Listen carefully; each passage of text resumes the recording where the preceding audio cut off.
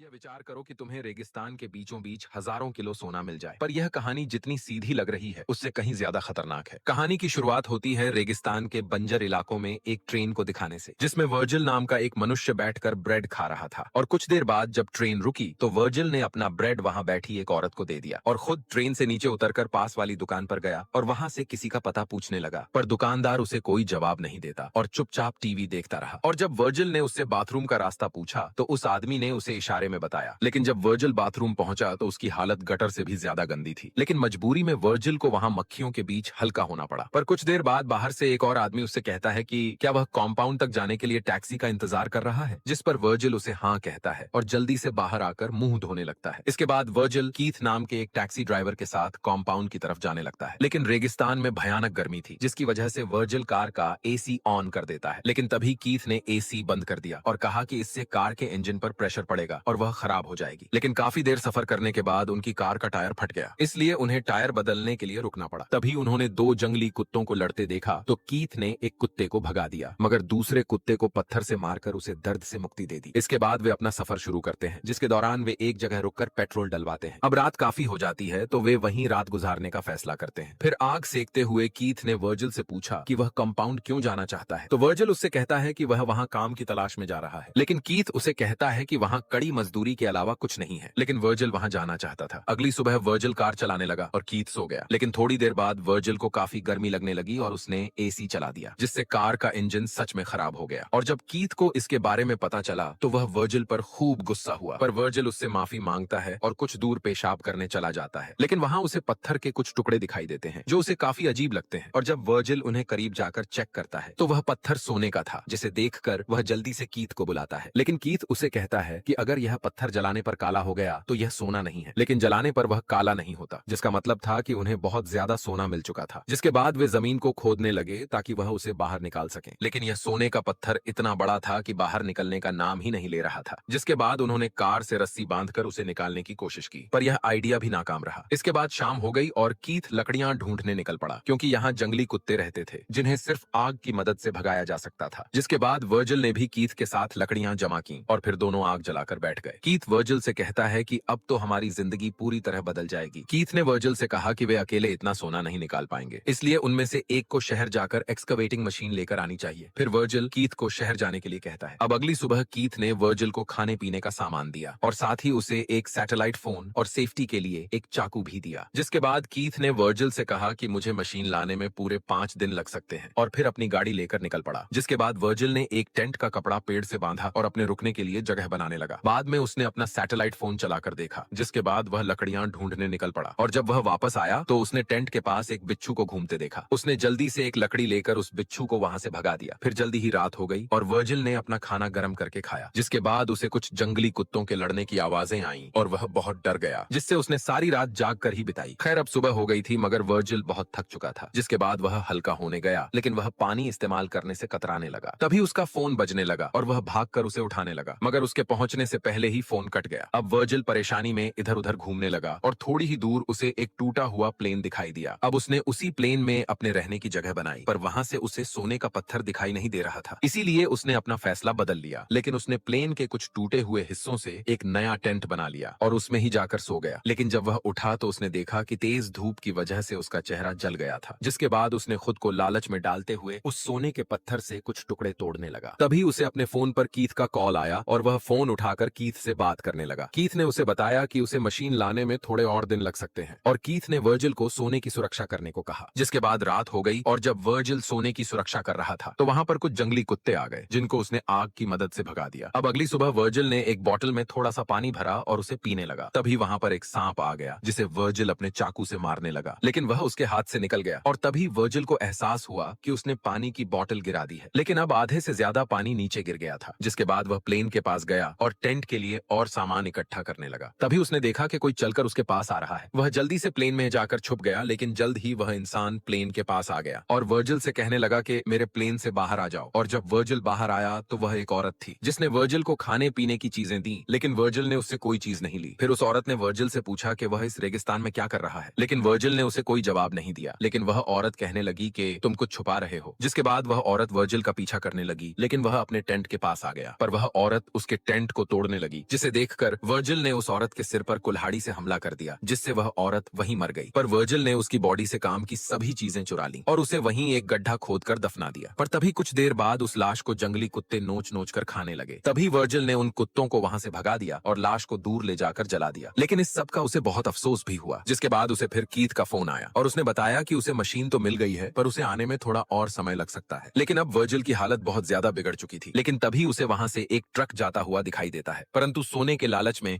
उसने कोई सहायता नहीं मांगी और वहीं बैठा रहा। जिसके बाद वह रात के लिए जब लकड़ियां इकट्ठा कर रहा था तो वहां पर रेत का तूफान आ गया, जिससे डर कर वह अपने टेंट की तरफ भागा। लेकिन वह तेज तूफान उसके टेंट का सामान भी अपने साथ उड़ाकर ले गया। अब वर्जिल अपनी जान बचाने के लिए इधर उधर भागा, जिस दौरान एक पेड़ की टहनी उसके पेट में जा लगी और जब उसकी आंख खुली तो वह पूरी तरह रेत में धंसा हुआ था। लेकिन अब भी उसके पेट में वह टहनी लगी हुई थी। पर अपने जख्म को बिना देखे वह सीधा सोने के पत्थर के पास गया और सोना देखकर उसकी जान में जान आई। इसके बाद वर्जिल ने अपने पेट से टहनी निकाली और अपने घाव पर बॉटल का ढक्कन गर्म करके लगाया, जिससे उसे बहुत दर्द हुआ और वह वहीं बेहोश हो गया। और बाद में जब उसकी आंख खुली तो एक औरत उस पर तीर कमान लेकर खड़ी थी। लेकिन वर्जिल को वह औरत वही दिखाई देने लगी जिसे उसने मारा था। खैर, उस औरत ने उसे पानी पिलाया और वहां से चली गई और थोड़ी ही देर बाद वह औरत उसे कहीं दिखाई नहीं दी। जिसके बाद उसका फोन फिर बजा और वर्जिल ने कीथ को उस औरत के बारे में बताया। तब कीथ ने उसे उस औरत को मार देने के लिए कहा। इसके बाद वह औरत फिर से वर्जिल के पास आई और उसकी मदद करने लगी। लेकिन वर्जिल ने उस औरत को दूर जाने को कहा। लेकिन उस औरत ने कहा, क्या तुमने मेरी बहन को देखा है? पर वर्जिल ने उसका कोई जवाब नहीं दिया। लेकिन अब वह दर्द की वजह से फिर से बेहोश हो गया और जब उसकी आंख खुली तो वह चारों ओर से कुत्तों से घिरा हुआ था। उसने जल्दी से कीथ को फोन किया और उसे जल्दी से आने को कहा। लेकिन तभी हमें पता चलता है कि कीथ तो कुछ दूर बैठकर उसकी मौत का तमाशा देख रहा था और अब वर्जिल को जंगली कुत्ते नोच नोच कर खाने लगते हैं। लेकिन वर्जिल आखिर तक सोने को ही देखता रहा और जब वह मर गया तो कीथ मशीन लेकर वहां पहुंचा और जैसे ही वह सोने की तरफ बढ़ा, एक तीर सीधे आकर उसके सीने में लग गया और वर्जिल के साथ उसकी भी मौत हो गई। और इसी के साथ यह मूवी यहीं पर खत्म हो जाती है।